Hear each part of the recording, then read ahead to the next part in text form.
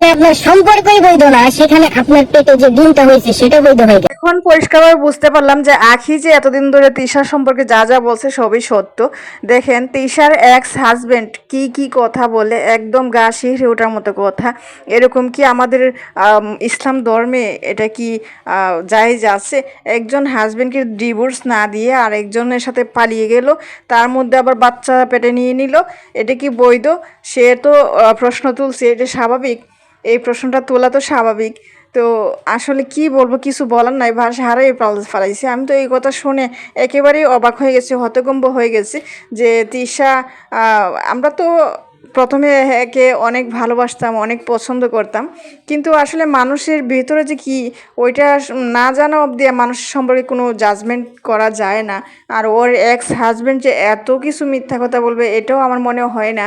তো জানি না, ইসলাম বলে একটা কথা আছে, ধর্মীয় রীতিনীতি অনুযায়ী একজন হাজব্যান্ডকে ডিভোর্স না দিয়ে আরেকটা সংসার করা, বাচ্চা করা, ওগুলো তো আসলে বৈধ না।